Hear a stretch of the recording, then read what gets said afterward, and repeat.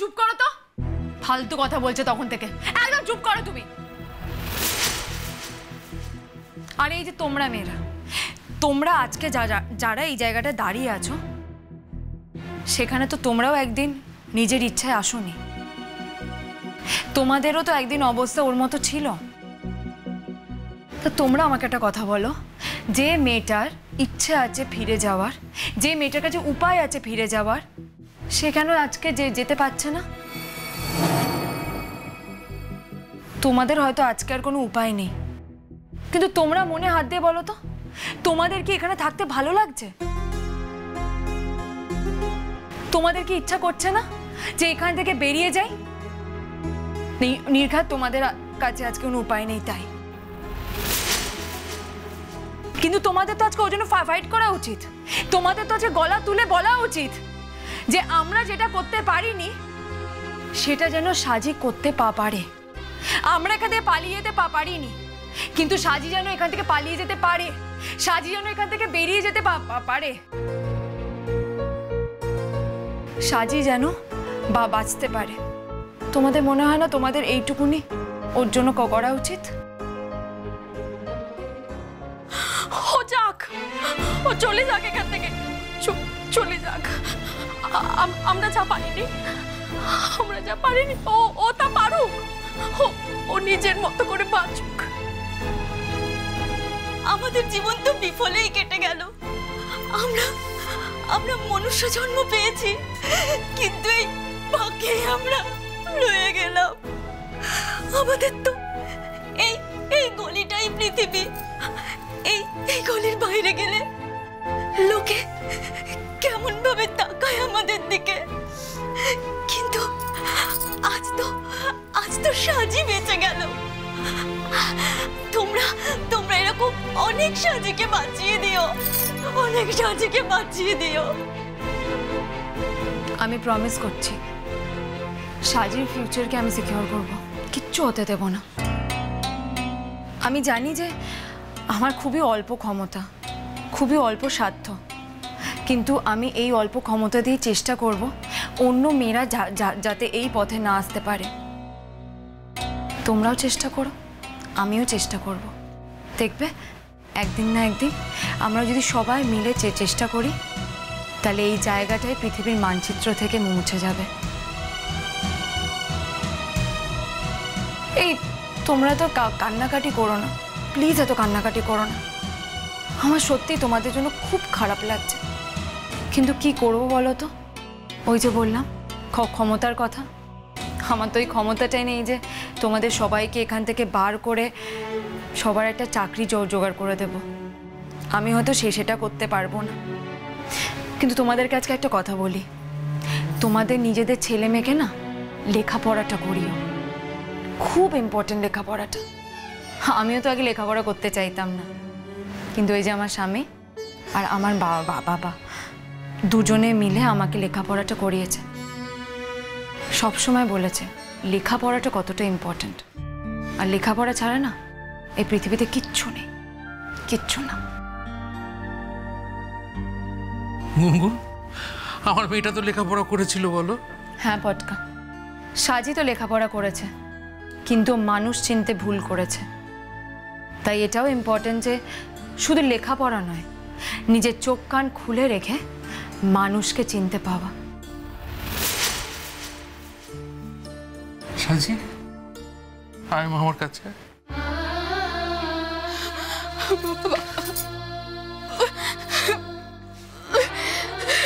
কি হলো মা? না বাবা। কেন?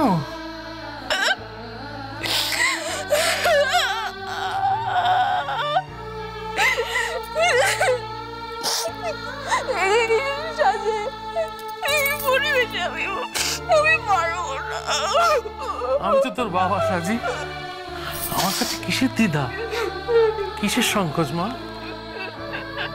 তুই তো ইচ্ছে করে কিচ্ছু করিসনি, তবে তোরা বাধ্য করেছে সাজি। হায়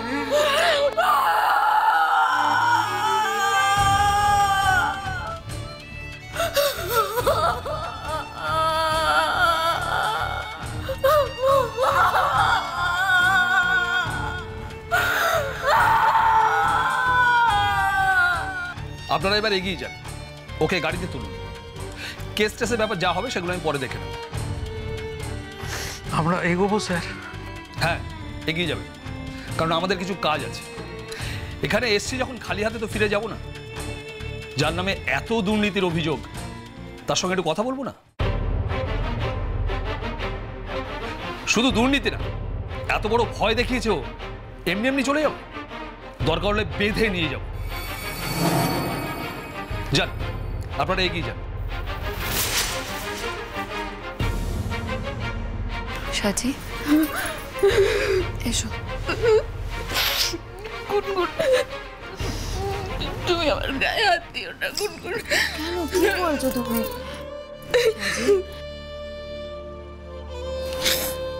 এভাবে বাড়ি যাওয়া যাবে না, ফ্রেশ হয়ে নে, যা মুখে চোখে একটু জল দিয়ে দে।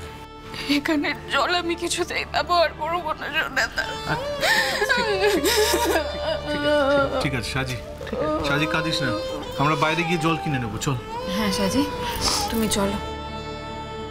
হ্যাঁ, সেটাই ভালো। আর বলছি সোনাদা, বাড়ির কাউকে কিন্তু এই বিষয়টা জানানো যাবে না। হুম হুম, চল তাড়াতাড়ি চল। দাদা শুনলে আটফেল করবে। আমি নিতে পারছি না, দাদাদের বয়স হয়েছে, কিচ্ছু বলা যাবে না কাউকে, কিচ্ছু। কেউ কিচ্ছু জানবে না মা, কেউ কিচ্ছু জানবে না। এখন এই নিয়ে কথা বলছি কেন? কেউ তো আলোচনা করতে যাচ্ছি না, আর জানার দরকারই বা কি? চল, গাড়িতে উঠবি, চল চল, এখান থেকে চল আগে। আমি ওকে নিয়ে আসছি। সাজি, তুমি এত কান্নাকাটি করছো কেন বলো তো? সাজি, তোমার চোখ দিয়ে তো জল না, তোমার চোখ দিয়ে তো আগুন ঝরার কথা। কেন কাঁদছো তুমি? ঠিকই বলেছো গুনগুন, আমার চোখ দিয়ে এখন আগুন ঝরার কথা। আমি আর কাঁদবো না, আমি আর এই ভুল কখনো করবো না।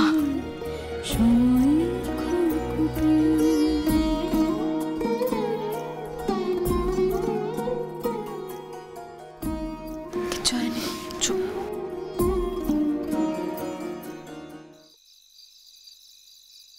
কোথায় ছিলে মা? রাগ করে কোথায় চলে গিয়েছিলে? আমাদের কথা একবারও ভাবলে না? আমরা কি তোমাকে এই শিক্ষা দিয়েছি? বাড়ির লোক কি তোমার খারাপ চায় মা? হ্যাঁ বুঝি, এটা মান অভিমান হয়েছে, তাই বলে যে বাড়ি থেকে জন্ম থেকে যে বাড়িতে আছো সেই বাড়ির উপরে মান অভিমান এরকম কেউ করে মা? কোথায় গিয়েছিলে মা? বলো না, কোথায় গিয়েছিলে? আর সাজি, কাঁদছিস কেন? তোর জীবনটাকে নতুন করে শুরু কর। তোর জীবন কি শেষ হয়ে গেছে নাকি? এত কাঁদবার কি আছে? কাঁদিস না। এই কাঁদছিস কেন? কাঁদবি না, কাঁদবি না। তুই একটা মধ্যখানে অন্য কোনো বাড়িতে গিয়েছিলি, আবার বাড়ির মেয়ে বাড়িতে ফেরত এসছিস। তুই কাঁদছিস কেন? আমরা কি কেউ নেই নাকি? এতগুলো লোক দাঁড়িয়ে রয়েছে। কাঁদিস না, কাঁদিস না, কাঁদিস না। কোথা থেকে আনলি ওকে? কোথা থেকে নিয়ে এলাম সেটা জেনে এখন আর কি করবে বাবা? আমরা যে সাজিকে ফিরিয়ে আনতে পেরেছি সেটাই তো অনেক, তাই না? না তবু রাগ করে তো কোথায় চলে গিয়েছিল, কোথায় খুঁজে পেলি ওকে তোরা? সে কথা আমাদের জিজ্ঞেস করো না বর্দা। দেখো, তুমি জিজ্ঞেস করলে মিথ্যে কথা বলতে পারবো না, আর সত্যি বললে তুমি সহ্য করতে পারবে না।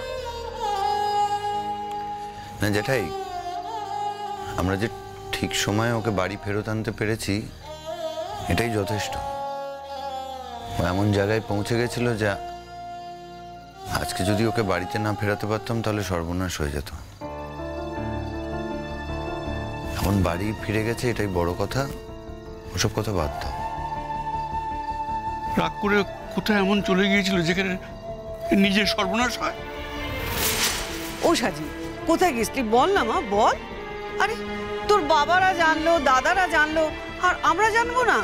বল বল মা, কোথায় গিয়েছিলি বল। রাগ করে যাইনি বড় মা, আমি রাগ করে যাইনি। তাহলে সাজি, তোমাকে কি ওরা জোর করে কোথাও পাঠিয়ে দিয়েছিল? এরপরেও তুমি কি ওদের ছেড়ে দেবে বলো? শেষ পর্যন্ত যদি আমার কোনো চরম ক্ষতিও হয়ে যেত না, আমি লড়াই করতাম, আমি ওই ছেলেটার সাথে মোকাবিলা করতাম, কিন্তু আমি ওকে ছেড়ে কথা বলতাম না। আসলে কি জানো তো মেজদিটু, ঈশ্বর সহায় আমি একটা ভালো বাড়িতে জন্মেছি, তো একটা আশীর্বাদ তো আছেই বলো, তাই ওরা আমার কোনো ক্ষতি করতে পারেনি, কোনো ক্ষতি করতে পারেনি। কিন্তু যে অভিজ্ঞতা আমার হয়েছে সেটা এ বাড়ির কোনো মেয়ের হয়নি, কোনো মেয়ের হয়নি।